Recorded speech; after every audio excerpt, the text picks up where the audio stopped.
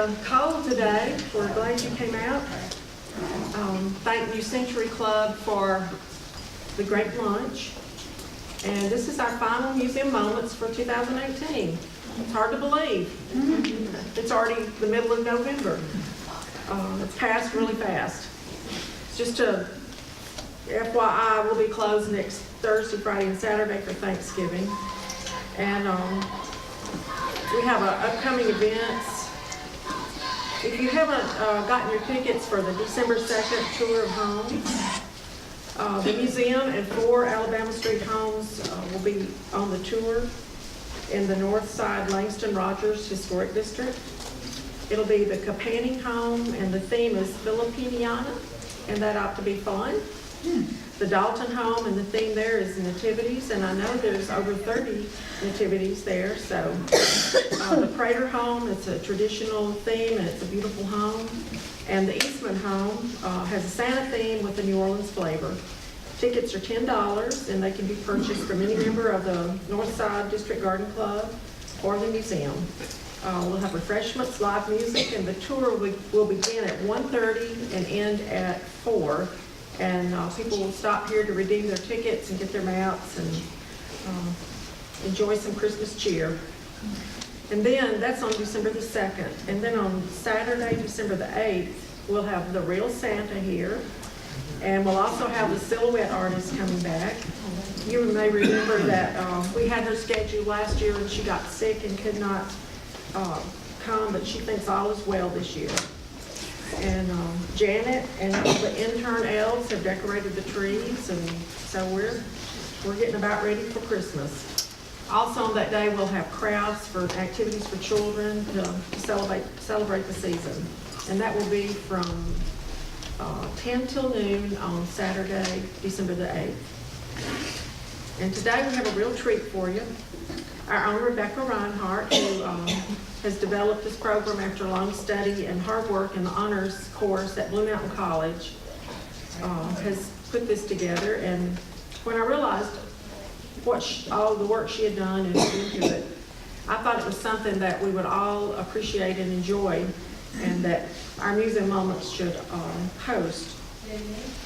Becky was born right here in Union County when her father was pastor at Pleasant Hill Baptist Church. She grew up in Houston and from there attended Blue Mountain College has a degree in history. You might have seen her here a couple of years ago when she was an intern, and when the Vista position came open, it was a good fit for her to come back to the museum. We're really glad she did. Today she's going to talk to us about her study on art and photography during the Civil War, so please join me in welcoming Becky Reinhardt.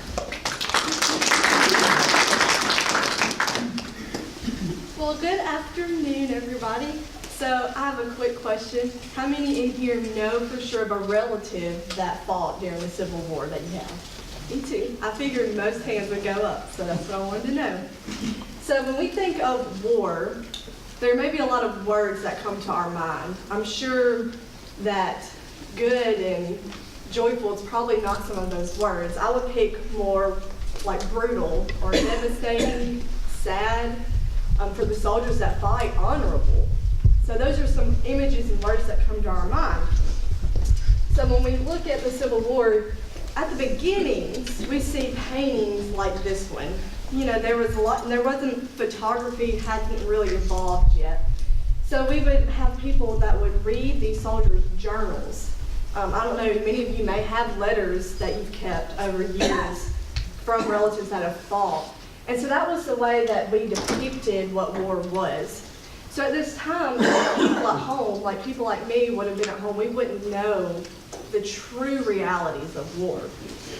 So people were inspired. So when the Civil War began, the Courier and Ives Company, for example, were inspired by these letters and these journals that these men have written. One such painting was The Soldier's Dream of Home. I love this painting because it's just pretty. When you look at it, there's just a dream-like sense to it. And you can see the soldier, you can see the fire he's laying by there, and the tents. All of that's in the background. If you notice, it's faded back. And he's lying there dreaming of his wife and his child coming home. So So these letters were inspiration to these newspaper companies, and so they wanted to give the people at home an idea of what this was truly like. What was the war like? So they would make these paintings. Another painting is, this is Lee at the Battle of the Wilderness. And you can look, it's dramatized. You can really tell how dramatic it is. If you were seeing this, this isn't exactly what it would look like. You can see his horse and how he is the center focus of this painting. So these artists would dramatize the war as a propaganda scheme. They would do this would be for the Confederates, and they would propagandize Lee and his leading of the army. And so these paintings are very dramatic. They had a feel of romance to them. So when men were signing up to go fight, this is what they wanted to experience, was this heroic, romantic storybook ending, right? This is all they had to go by. But when the war men really started fighting and seeing what it was like, painting's going to start to change. We're going to start to see a shift at this time. They're going to shift from these battle scene focused paintings. We're going to get to what's called landscape paintings. These are symbolic paintings. They are symbolizing, if you look, you can see the light, how it's hitting these trees, but then you see this dark cloud encompassing the screen. So the Civil War was known as a coming storm. The nation thought it was going to be quick and it was going to end in a couple months maybe, and it ended up lasting some years, right? So these landscape paintings brought a sense of symbolism to the American people to show them in a different light what was coming with the war. This painting is another landscape painting. I like it because it's Mississippi in time of war, so it's our state. But another really fascinating thing about this is it was painted by a female. Now, ladies, nowadays we do this kind of stuff all the time, and it's, it's accepted. But at this time, this was rare for a female to be an artist and to get paid for it. She worked for the Currier and Ives Company, and she was their only female artist. But she was also one of the most copious artists. She had a bunch of paintings she did for them, which is, for her day, was very impressive. But her name was Frances Floribond Palmer, and she painted this again. She had read letters, and she had heard stories of these battle scenes. So you can still see she didn't see this herself. So that's a common theme we're going to see for a little bit, is none of these people actually witnessed these battles. They were told about them, they were given people's letters and journals, and then they would paint the picture and they'd put it in the paper for the American people to see. This is another female artist. Her name is Lily Martin Spencer. Now, she took the idea of the home front and she put that in her painting. She wasn't focused on a battle or a soldier. She was focused on at home, what the women and the children and those who weren't fighting had to experience at home. And you can't see really well, but there's the victory at Vicksburg in that newspaper that she's reading. And so you see the children marching, they have their hats on like a parade. They're celebrating the victory at Vicksburg. And you can see she's there tending the kids, reading the paper, holding the baby. And so she's showing the strong female support that took place at the home while the men were off fighting. So she's revealing the fact that there was struggles in both places. The men had to go fight, and they did their part, but the women also had their part to play during wartime. This man is Julian Scott. Now, he was very important because with him, we're going to see another shift in artwork. He was actually a soldier in the Vermont infantry, and he fought during the war. So that's what makes him stand out. He actually, with his own eyes, saw events take place as he fought. He fought in the Battle of Cedar Creek, and that's his painting here. He painted this. Vermont commissioned him to paint this, and so he chose this specific battle. The reason being, there were more Vermont regiments in this battle than any other battle during the Civil War. So it's only natural that he would pick this. But if you notice, even though he experienced it, it's still dramatized, it's still romantic. You don't see a lot of blood and a whole bunch of death. You see one guy there that's fallen. But what you really notice in this painting, if you look, the men are not the central focus of his painting. It's the flag. If you look at the flag, it's the one realistic thing in this painting because it is tattered. This one's on fire in the background, and it's torn. But what are the men doing? They're all gathering around the flag, and they're still fighting, regardless of it being in tatters. So he's given an encouragement to the men. As long as the flag is still there, we're going to fight for our nation. That's his focus in this painting. It's not the men, it's not the battle, but it's the flag. So he was putting the emphasis on that. But he was actually there in this battle. And so his painting it was more important and valuable to people because he was actually there. It was more realistic for them. He also painted this. This is at the same Battle of Cedar Creek. And this is his commanding officer. And you see him, if you look at the horse, I want y'all to look at something. This was really fascinating because at this time, we had seen pictures of horses' feet while they're running. I don't know about y'all, but I don't think horses float when they run. They don't just glide across the ground, right? They have at least one foot on the ground at all times. But that wouldn't look as impressive, would it? If it was just normal, he's got to look different. He's got to stand out. So if you notice, you see the horse's hooves are all off the ground at once. And so he did that knowing that's not completely accurate, but he was adding his own flair to it. And again, people value this. He was there and experienced it. But along with all of this, Julian Scott was also a sketch artist. So we've had paintings, we've seen the drama of it, we've seen a man who experienced it and his take on how to present the paintings. But now we're going to move into what really drew people's attention, sketching. Now, why would this draw people's attention? Well, you can sketch while watching a battle real quick. It's not going to be super impressive. You probably can't even tell what this is right now. If you notice, there's some horses, a man is following, but you'll notice there's writing on this sketch. So they were special sketch artists during the war. And when they would go, they would follow one commanding officer at a time. They'd follow along with his army for however long they desired or could handle. So they would go with them and they would sketch, and during battles, they would find a spot to sit out of the way and they would sketch a picture. That's dangerous. And so these men earned a lot of credibility while they were doing this because they were putting their lives on the line. They weren't fighting. They didn't have weapons and guns. They had a pad and a paper and a pencil, and they were drawing during all of this happening. But they would leave these notes on it. So when they would get done sketching, they would send it back to whoever they worked for, whether it was the newspaper or their own personal journalism place, but they would send it back, and they would have what's called a home artist. And this would be someone at home who would read their notes, and they would fill in the gaps. So while this was more reliable, it was still also a little iffy because the home artists had liberties to do what they wanted. They could add to or take away. So looking at these, here's another one.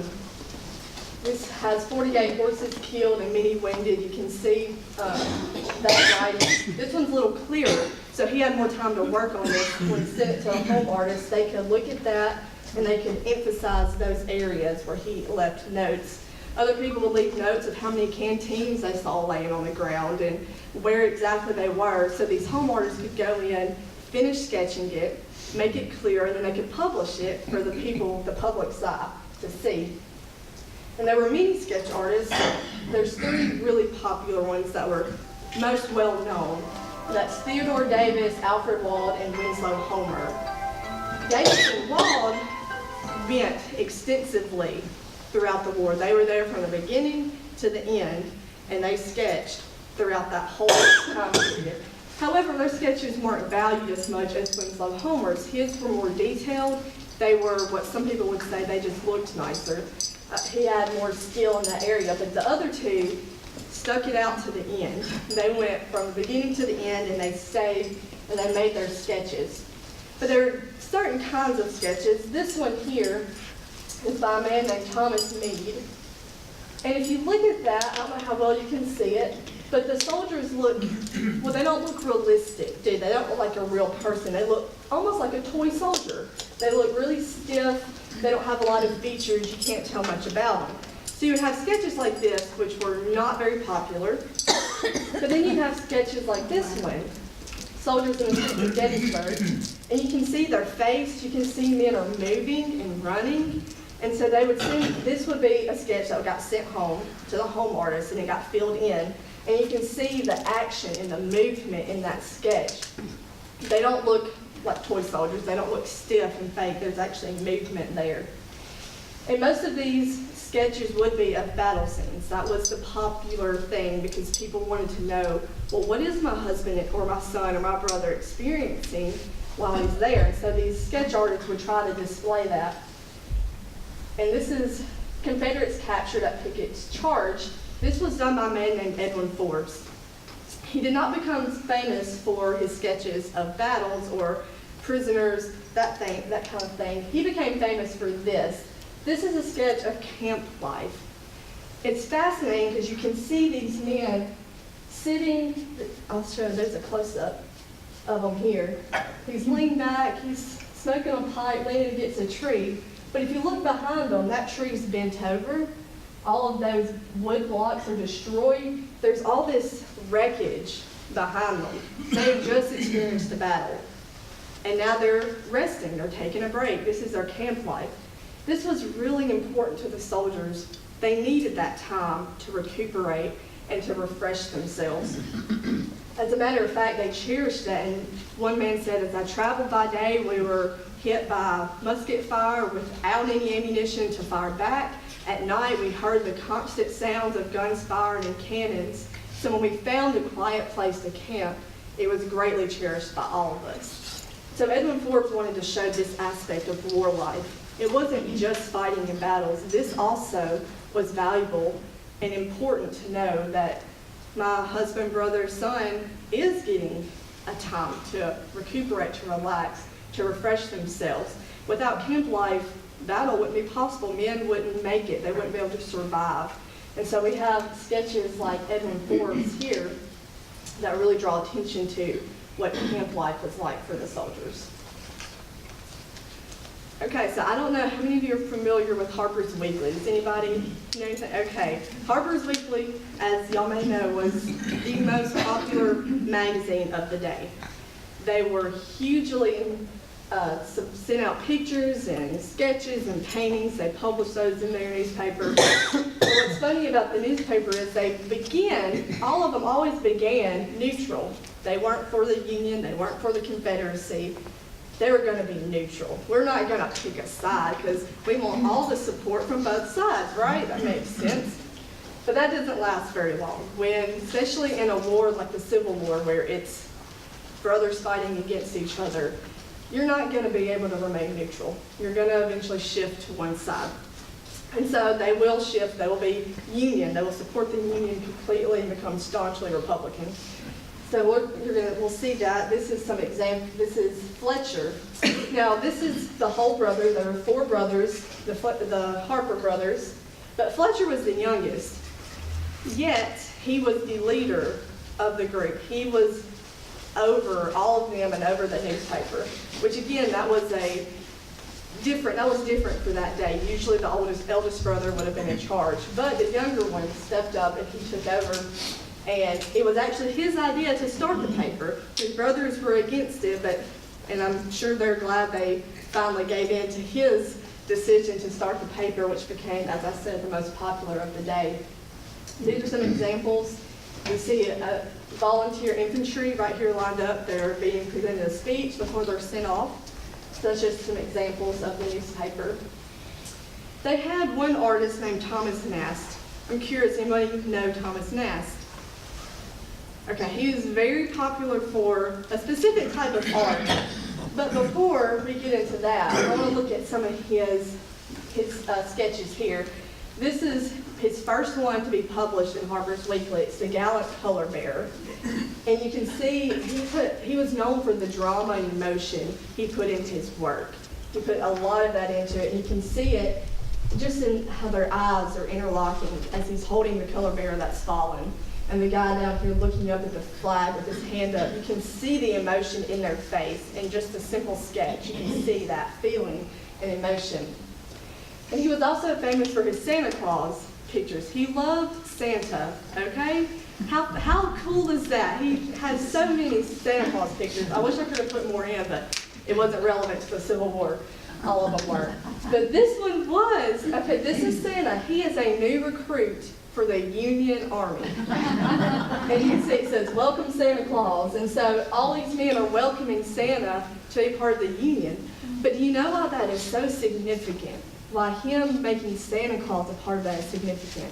When we think of Santa, I know kids, we view him as a symbol of hope, of something that's coming, something good. We get excited when we think about Santa Claus. It's hopeful and exciting. Well, he just took that hope and he transferred it from the minds of children to the hearts of adults by putting him as the Union Army. So we're seeing him give the Union Army, making them the hope for the nation. So that was huge and very significant, and Harper's was very glad to have that in their newspaper by Thomas Nast.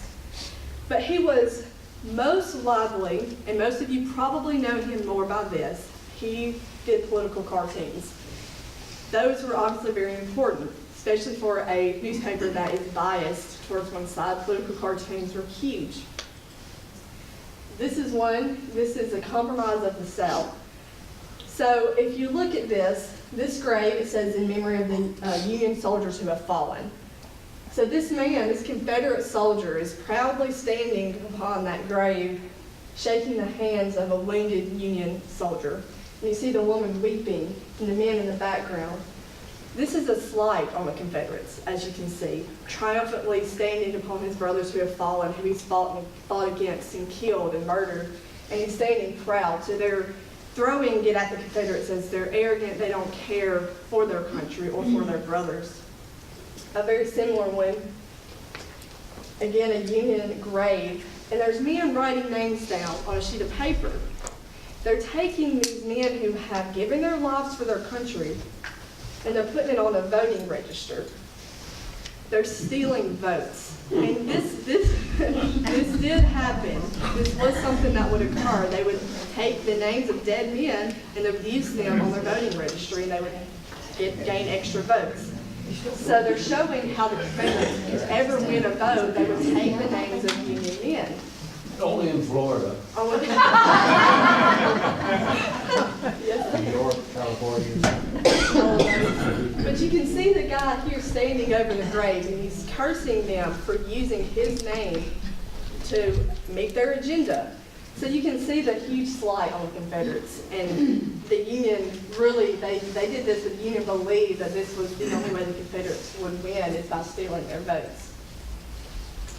So the next newspaper company, I've already mentioned them a few times, is Courier and Ives. Now all these newspapers were competing against each other. Harper's was the most popular, but Courier and Ives, they were also competing. And these are the men who began that, Courier and Ives.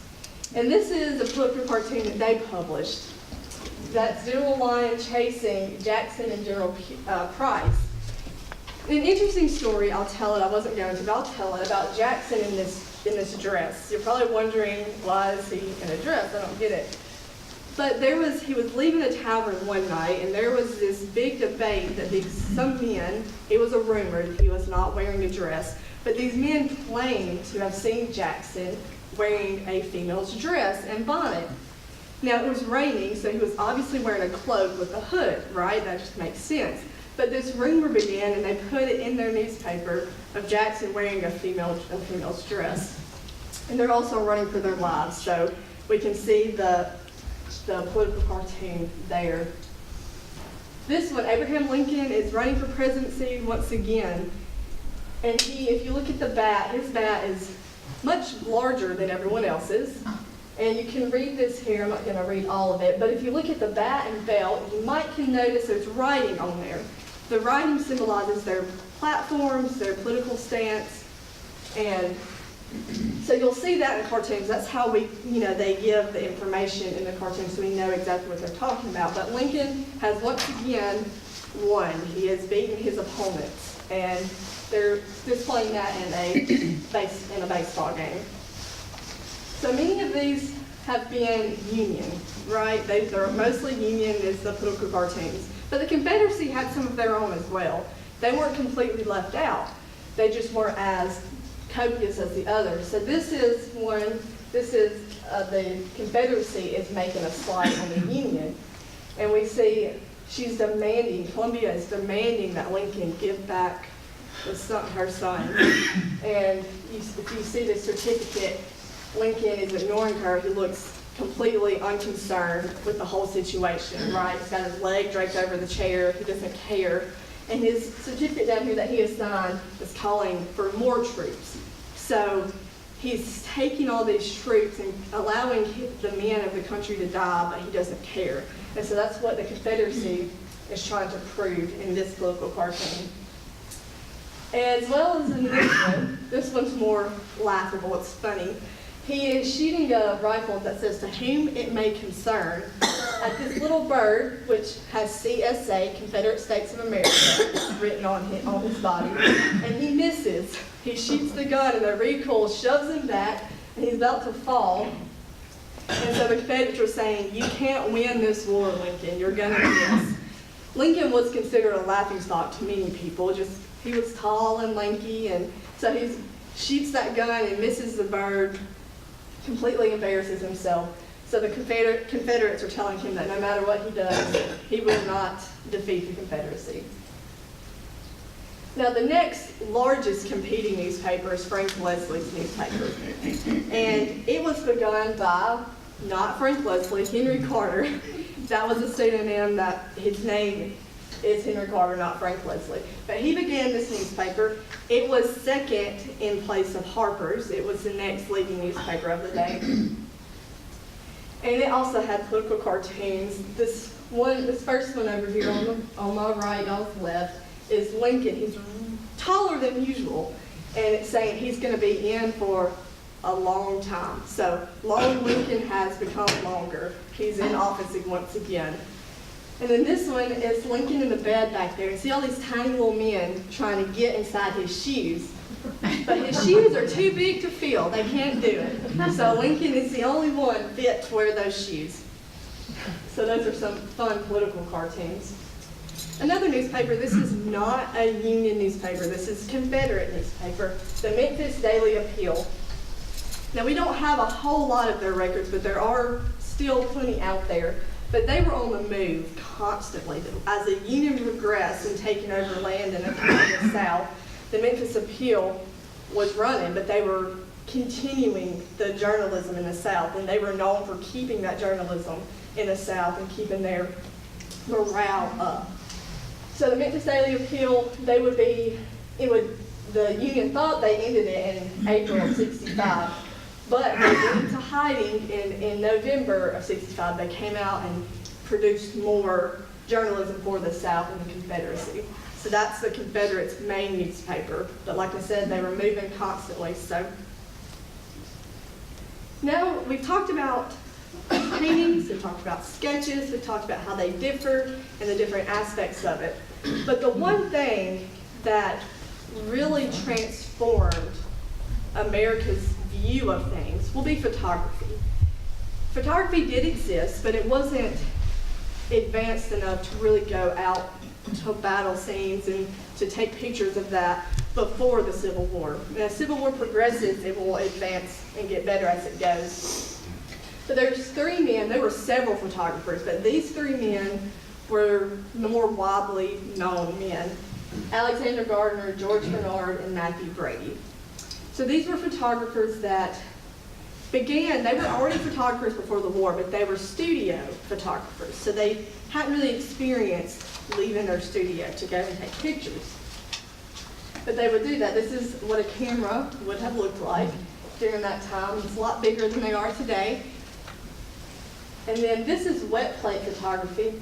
This was more usable during the day because it went from a one-person picture to you could take multiple pictures from the wet plate. And this is just the process they went through. You have to polish it, coat the plate, sensitize it, and then develop it. But you could get several photos from this plate. Rather than this is the daguerreotypes, and they would take a picture, and it would be one person, and it would be a one photo. That's all you get from it. So that was what was used before wet plate, and it eventually died out because the wet plate photography was so much more successful and advanced, you could get more from it. But Alexander Gardner, when the war started, he endeavored to go out and begin making a sketchbook of the Civil War.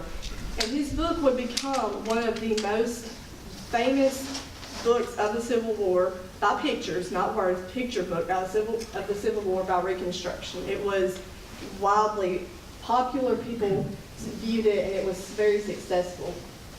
So these are some battlefield pictures right here. He was really famous for his Antietam pictures. This is blurrier on the TV than it was down here, but this line right here is bodies. So I want y'all to just think with me for a moment. Let's go back to Civil War era, okay? We're gonna go back. You've never seen a photograph. You may have seen a drawing or a painting, but you've never seen an actual image of a fallen individual. You've never seen that. Well, all of a sudden, these photographers present you with a picture of a row of dead corpses, and men with guns and fighting. Can you imagine what that would have done for the American people to see something like this that they've never seen before? Some of you men in here may have fought in a war. You know how devastating it is.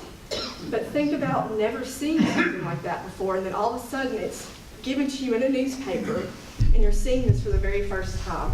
The realities of war were really beginning to come home to the families. They were seeing what their men were enduring while they were there. This is another man that's fallen out of Antietam. You can see how his clothes are just torn, and he's there, he's alone, there's no other bodies around him, and you just wonder, what could have happened? How did he fall? Here's more.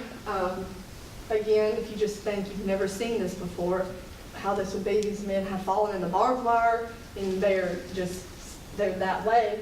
And that whole line of men, they're going to do a mass burial for them. And then a dead horse as well. There are pictures of animals who had died in the midst of all this fire and war. Again, they had never seen this before.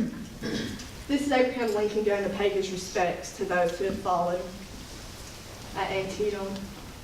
He also took photos, Gardner did, at Gettysburg. He was at some very big, influential battles during the war, very impactful. And you can see this man who's fallen, he's bloated. You can see, okay, this picture is very significant because there's something here I want y'all to notice. I don't know if y'all can see this rifle. It's a regular rifle, isn't it? It's not a special rifle. It's not anything like that. It's just normal. Well, Gardner, when he sent this photo back, he described it as a fallen sharpshooter. But that was inaccurate. As a matter of fact, this man did not even die in this spot. Gardner moved his body and manipulated the scene to get his agenda across, to make it sound more dramatic.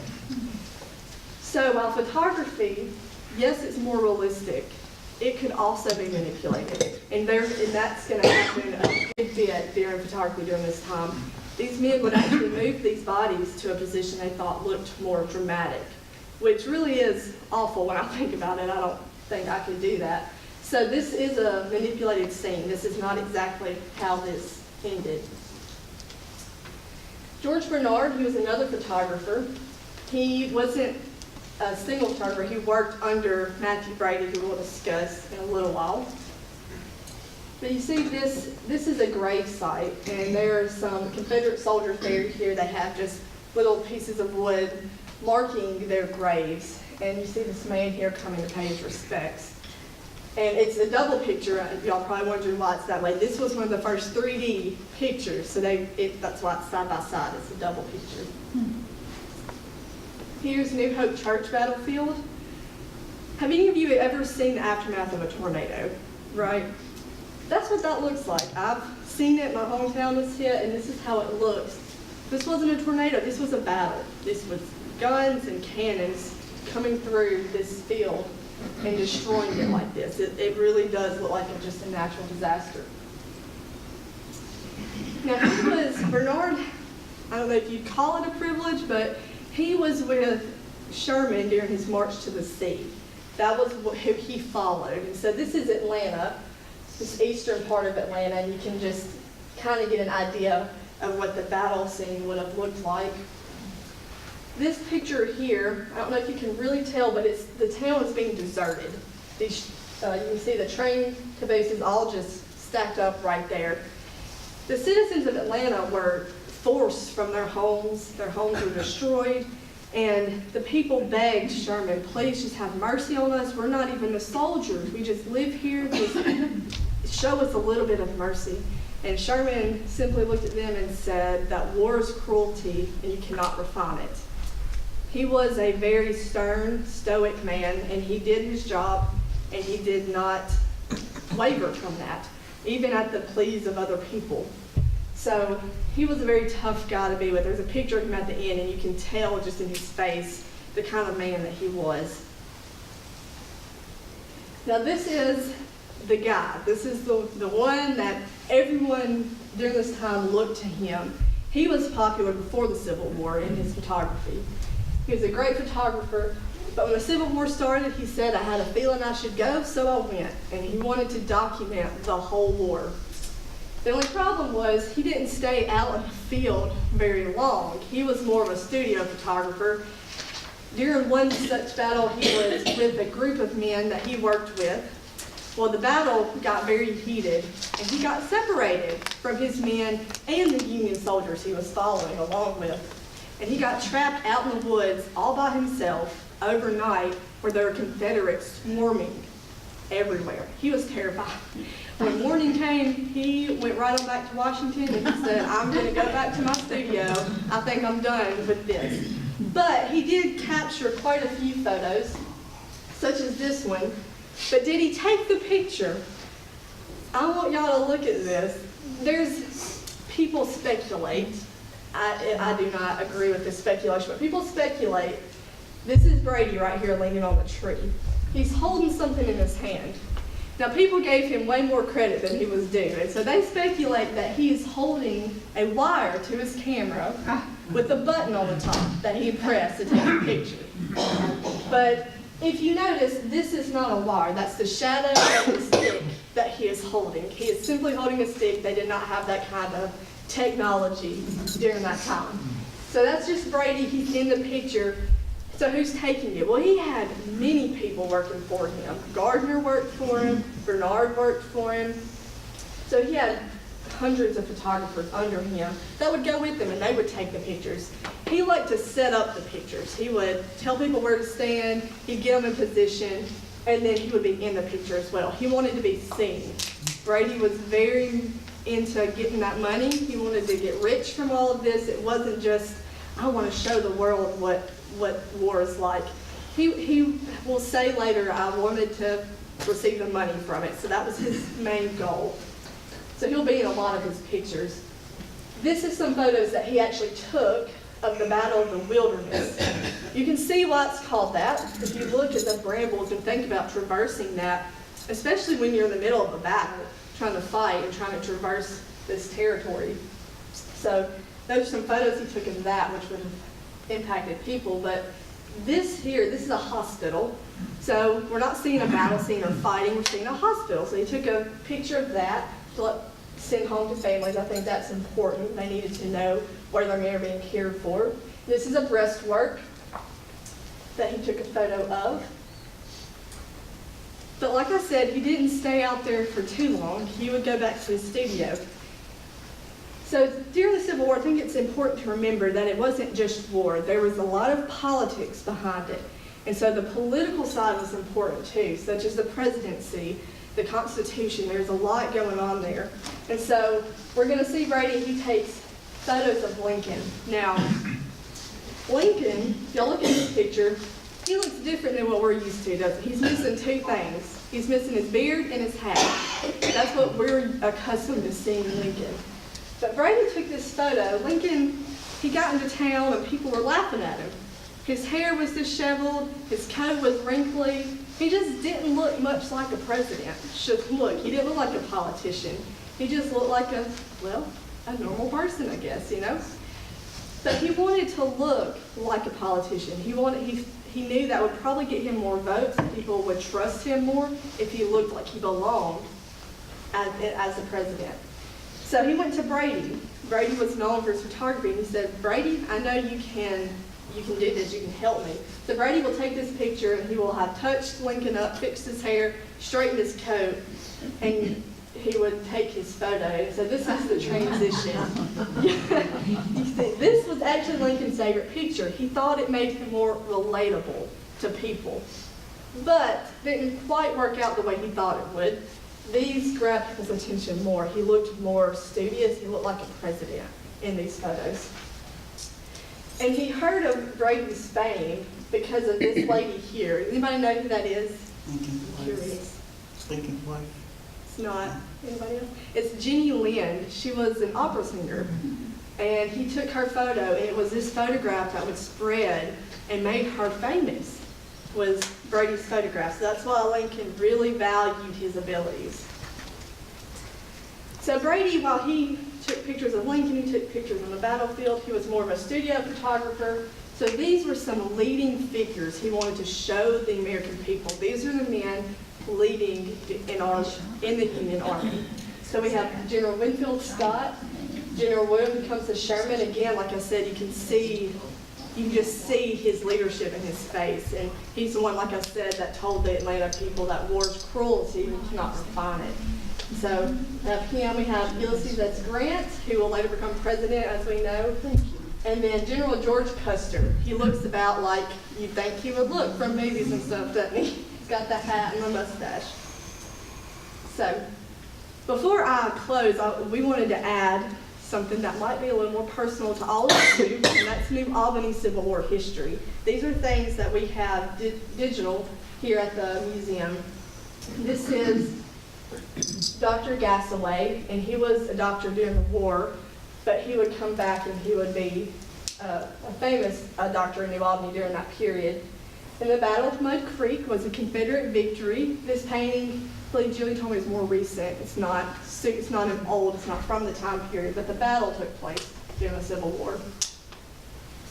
This is a song, The Southern Wagon. It was taken from a previous song with lyrics similar to it called The Waiting Wagon. And this was what the Confederates would sing. The lyrics, we're going to join our Southern band, we're going to fight the enemy. And so they would sing this. This was a song that the Confederates sang for morale, for, to get people motivated. Captain John Sloan, he was here from New Albany. Do you have any information? He was in the Plenitude Invincibles, I believe. He was out around Wallerville. These were the Blackwell brothers. I don't know if y'all remember, recently we had a New Albany Grays flag here. It came home for a little bit.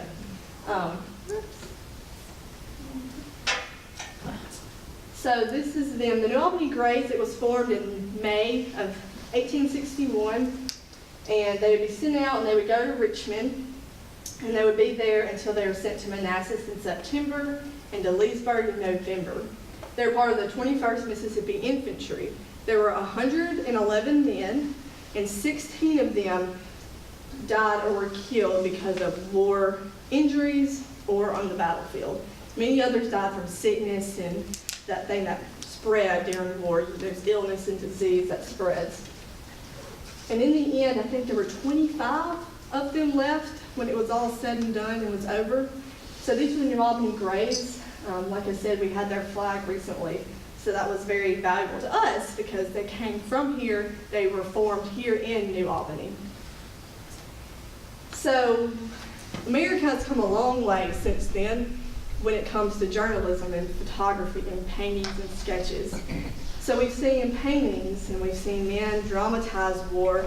They made it look heroic and glorious rather than what it truly was. And we went all the way from that to photography. But all of those things combined really revealed to the people at home for the first time what war truly was. Thank y'all.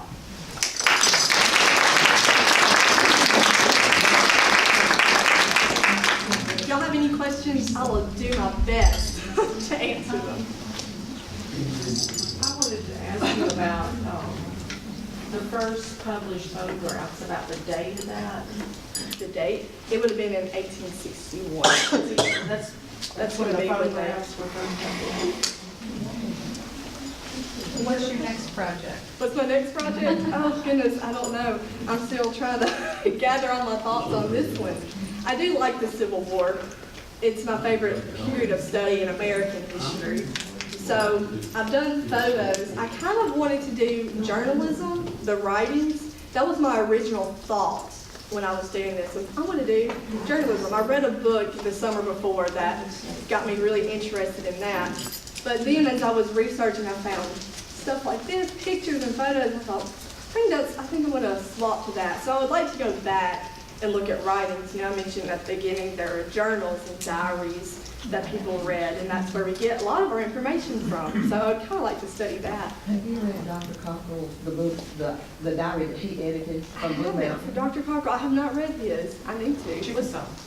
I don't remember the name of it, and I had never got to read it, but when I was at Blue Mountain College, he had edited somebody's journal. You know, another He was guy. a spy. Philip, a preacher from Natchez. He's working down the archives now, so. Some of those I got my hands on pre-Civil War and Civil War pictures, and I was put it on the thick cardboard. And one thing we noticed on the back, being that they were in black and white, somebody would go back and put the descriptions of the people, the color of their eyes, hair, what color was the dress. So you read that, and you flip it back over, and it's like, You can see it was, it. yeah. Oh, yes. My grandfather, on my mother's side was, with the, this was Pontotoc County at the time, it wasn't Union County. By the way, I'd like to change the name to Magnolia County, so anybody could help me, I would really appreciate it. Or change it to Bits and Pieces County, which we're part of Pontotoc, Lee, and Tippah. But anyway, one point, out of three soldiers that died, 2 of them died from disease. Only 1 out of 3 died from injuries in the war. My grandfather was captured at Sherman, and he worked as a corpsman, going through the battlefield and picking up. A lot of the pictures you will see are corpses that are skeletons or swollen, because the idea of the day in war was the first side that would go out and pick up as wounded or killed conceded or lost the battle. So a lot of times soldiers that were on the battlefield would lay there for days and nobody would come get them because nobody wanted to succeed in the battle. The train that you showed was a roundhouse where they would, it had been burned down. They back the engines in and rotate the turntable and back them in. You saw they were in the spoke, and that's what that is. I just wanted to make a note, when you saw that Captain John Sloan, he was from here and joined, I believe, the 23rd Mississippi Plenitude Invincibles, and that's the before picture. The after picture is his face is shot off, and he always has to wear this handkerchief over his face the rest of his life, and he lays on chairs to be fed through a powder horn. He ended up being the Chancery Clerk of Pontotoc County. He wrote this letter to the legislature, and he asked for help because his family was starving. And they sent him $150. This is all documented, and there's a Sloan Street in Pontotoc.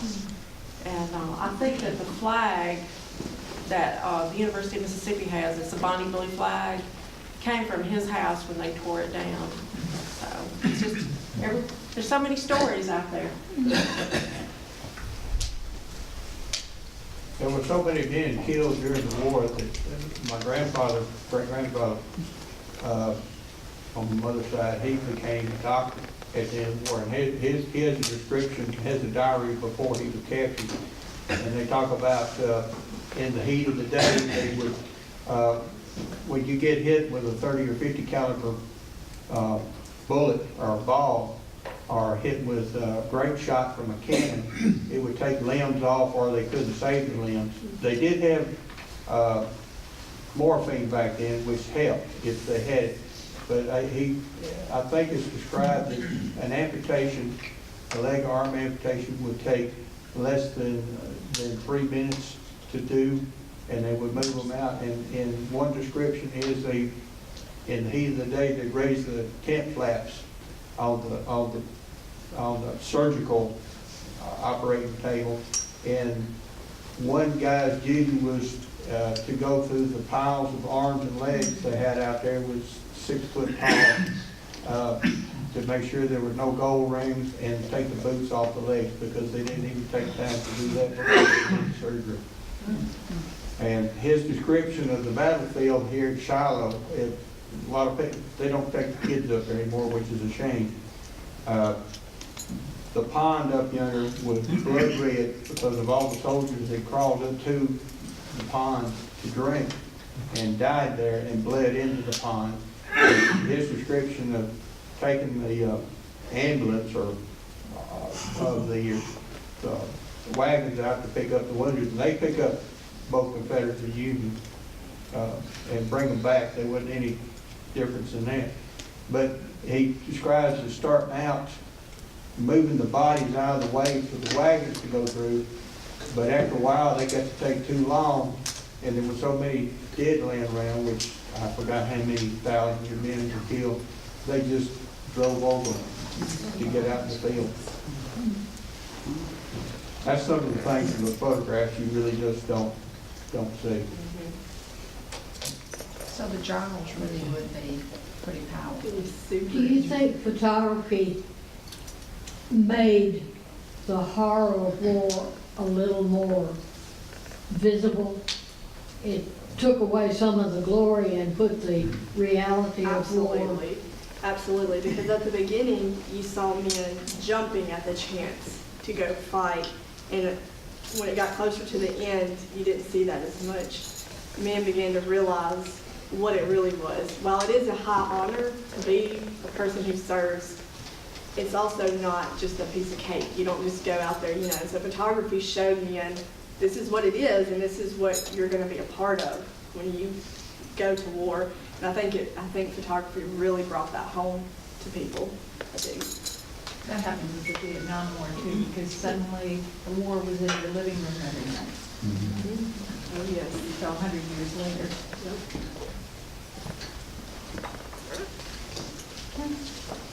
All right, thank y'all. Thank y'all. Thank you, Becky.